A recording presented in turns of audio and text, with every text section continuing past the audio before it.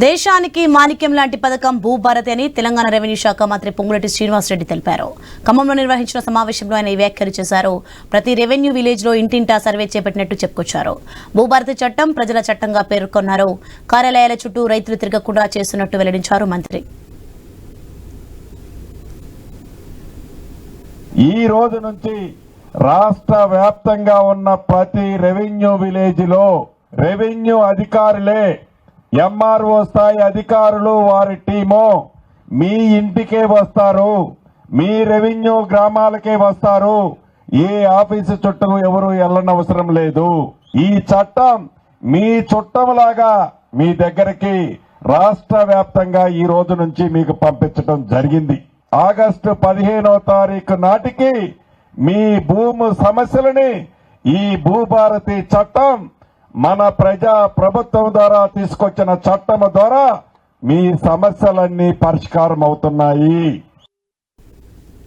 భూ సమస్య చాలా క్లిష్టమైందని పేర్కొన్నారు వ్యవసాయ శాఖ మంత్రి తుమ్మల నాగేశ్వరరావు. ప్రతి సర్వే నెంబర్లో 2000 ఎకరాలు అదనంగా ఉన్నాయని, పాస్బుక్లలో తప్పులు చాలా ఉన్నట్లు తెలిపారు.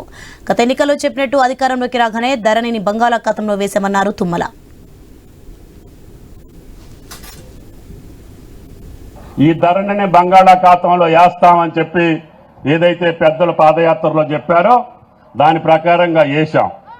కానీ తీసిన ఈ భూభారతి అందరికీ సంతోషంగా ఆనందంగా ఉండాలి అంటే ఇప్పుడు పెట్టినటువంటి టెక్నాలజీ వల్ల ఈ పైలట్ ప్రాజెక్టులో ఉన్నటువంటి అనుభవం ప్రకారంగా ఎంత త్వరగా పూర్తి చేసే అవకాశం ఈ దేశంలో ఈ ప్రపంచంలో ఉందో అన్ని సంస్థలను తీసుకొచ్చి మీ భూమి ఒక అంగుళం రాకుండా పోకుండా రికార్డ్స్ అయినటువంటి రికార్డ్స్ తయారు చేస్తే రెవెన్యూ మంత్రి గారి యొక్క చరిత్ర తెలంగాణ రాజకీయ చరిత్రలో శ్రీనివాసరెడ్డి గారి పేరు శాశ్వతంగా మిగులుద్దని చెప్పి కూడా ఈ సందర్భంగా మనం చేస్తున్నాం.